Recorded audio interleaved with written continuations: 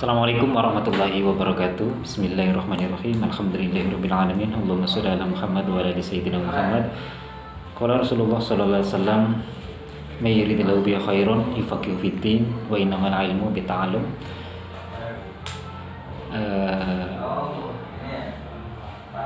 Yang terhormat Bapak dosen Bapak Ahmad Zaini selaku pengampu mata kuliah Ushul Fiqih. Pada kesempatan ini kami membuat video memang khusus untuk dalam rangka untuk memenuhi tugas beliau sebagai prasyarat untuk UAS dan diberikan tugas untuk mengulas seputar apa sih pentingnya belajar usul fikih di zaman sekarang. Nah, ini menjadi sangat penting setelah dalam beberapa pertemuan secara online kemarin setelah dibahas dan banyak sekali pembahasan yang dilakukan oleh para teman-teman dan juga materi yang telah disampaikan dan memberikan kesimpulan bahwasanya sangat penting ya bagi kita untuk bisa memahami dan bisa menguasai ilmu ushul fikih ya. Meskipun sifatnya bukan fardhu ain, tapi ini merupakan prasyarat penting bagi pengkaji ilmu biar lengkap ya, bisa memahami kajian keilmuan keislaman bisa lebih lengkap tentunya.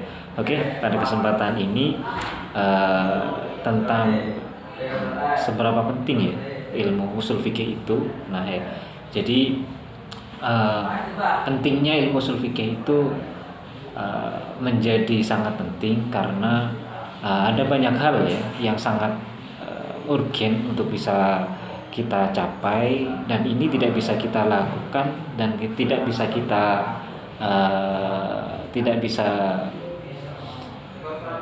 kita temui tanpa kita bisa memahami ilmu ushul fikih ini.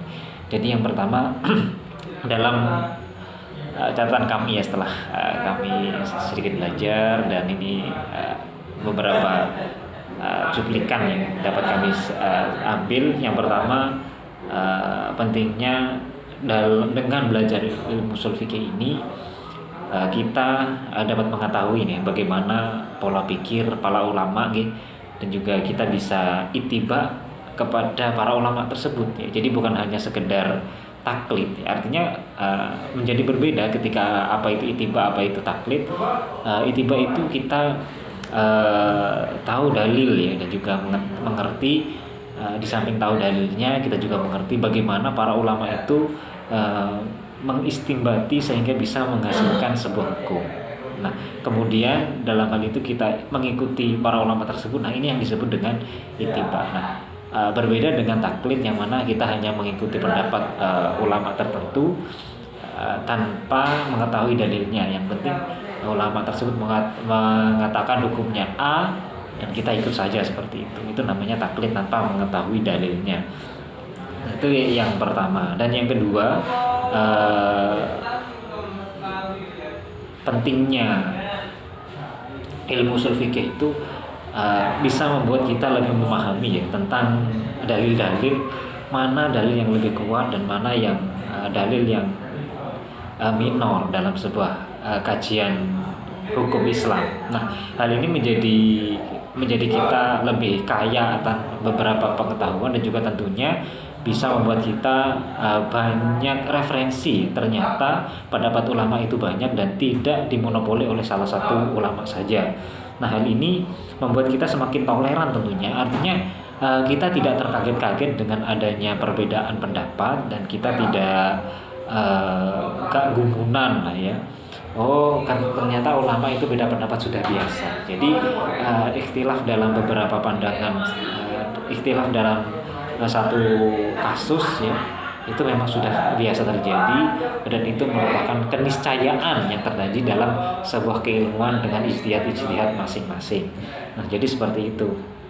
Terus itu yang poin yang kedua. Terus yang ketiga adalah kita dapat memahami ya Al-Quran dan hadis secara tepat. Karena dalam Al-Quran itu kita tentu bisa menemui beberapa lafaz-lafaz yang bisa jadi multi tafsir ya.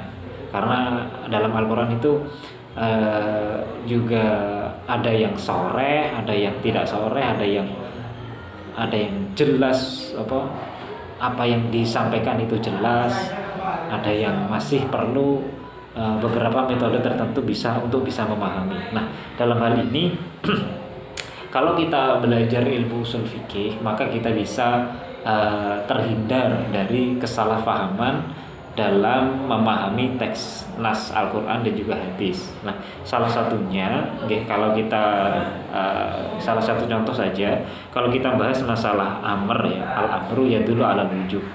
Yang namanya sebuah perintah ya dari syar'i itu dalalahnya adalah dalalah wujub.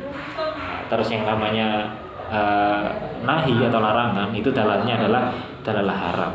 Nah, dalam hal ini terus bukan semerta-merta ketika sebuah amr itu langsung menjadi wujub, bisa jadi kadang dalam konteks tertentu bisa berbeda, dan nahi juga kadang bisa ketika ada sorifnya bisa berpindah, yang awalnya haram bisa menjadi makruh ya, dan yang wajib tadi, yang wujub amr tadi juga bisa ketika ada sorif maka bisa menjadi sunnah. Nah, salah satu contoh saja ya dalam memahami nas Al-Quran ya, kita mengetahui bahwasanya ini kita ambil ya, saya cek dari kitab Tasirul Usul fi Lubil Usul, ditentukan bahwasanya analah dal kitab wa sunnah laha mantuq wa mafhum. Nah, fal mantuq lahu al malfuz wastilahan madalla alaihi al-lafdhu fi mahalli nutqi wa huwa nau'ani sharihun wa ghairu sharihin. Nah, sedangkan lafaz sendiri ya, ada mafhum, ada mantuq. Nah, sedangkan yang namanya mantuq ini secara istilah adalah madalla alaihi al-lafdhu fi mahalli nutqi ya. Nah, dalam hari ini terbagi menjadi dua, ada yang sharih, ada yang ghairu sharih. Nah, yang lafaz sharih sendiri ya, lafaz sharih sendiri itu dibagi menjadi 3 macam. Artinya lafaz yang sharih itu ternyata masih perlu diperinci ya. Jadi meskipun secara bahasa sharih itu artinya jelas, tapi kejelasan itu masih perlu pemahaman tertentu biar sesuai dengan al-murad anhu dari Al-Quran tersebut. Dari contoh ya, dalam lafaz yang sharih itu dibagi menjadi 3. Yang pertama ada nas, ada zahir, dan ada yang mujmal. Contoh lafaz yang sharih yang masuk kategori nas artinya ma'afada maknan la yahtamilu ghairuhu, kaqouli ta'ala tilka asyaratun kamilah. Nah, dalam lafaz tilka asyaratun kamilah ini sudah jelas ya bahwasannya yang namanya asyaratun kamilah ya 10 gitu ya. 10 itu tidak 9, tidak 11, dan tidak yang lain. Ini yang namanya yang lafaz sharih yang nas, artinya tidak mungkin dipahami yang lain ya, tidak mempunyai makna yang lain dan tidak bisa dipahami yang lain. Terus yang kedua adalah lafaz yang zahir. Nah, lafaz zahir ini adalah ma ihtamala maknan marjuhan kaqaulihi ta'ala aw lamastumun nisa. Ya, dalam lafaz ini adalah lamastumun nisa ya, ini menyentuh perempuan itu ada makna zahir, artinya ada makna yang rajih, ada makna yang marjuh nggih. Karena makna yang rajih adalah lamsu ya. Lamsu itu ya memegang. Jadi yang membatalkan adalah memegang perempuan. Tapi ada mempunyai makna marjuh yang sebagian ulama juga mengambil makna yang ini, yaitu yang dinamakan aula mastumun nisa adalah wiko ya, atau jima terhadap perempuan. Ini padahal lafaz menyentuh perempuan itu bisa dimaknani menyentuh ya sekedar menyentuh, bisa dimaknani menyentuh itu wiko terhadap perempuan atau jima. Nah, itu salah satu lafaz yang zahir. Nah, sedangkan yang ketiga itu lafaz mujmal, wa huwa ma ihtamala mafhumaini fa aktsara ala sawa. Jadi lafaz yang mempunyai 2 pemahaman atau mungkin bisa jadi lebih ya. Jadi lafaznya satu tapi dia mempunyai 2 makna yang bisa A, bisa B. Contoh di sini adalah salah satu kuru, ada lafaz al-kuru. Lafaz kuru itu bisa mempunyai makna haid, bisa mempunyai makna nifas. Nah, dalam hal ini ulama beda pendapat ketika membahas masalah kuru ini. Dalam mazhab Syafi'i kuru berbeda dengan madzhab Hanafi. Nah, ini namanya lafaz mujmalah. Ini salah satu contoh saja. Jadi tanpa memahami ilmu usul fiqh dengan jelas, maka hanya belum mengarah ke hukumnya, masih ke membahas masalah lafaznya saja, kita perlu teliti dan perlu piranti ilmu usul fikih. Nah, saya rasa itu saja karena sebenarnya banyak sekali pentingnya, dan mudah-mudahan ini bermanfaat dan mudah-mudahan ini bisa mencukupi. Dan apabila banyak kesalahan, kami mohon maaf yang sebesar-besarnya. Akhirnya saya Mas Gor Aska, mahasiswa TAI Madin 2019, pada kesempatan ini mohon diri. Wassalamualaikum warahmatullahi wabarakatuh.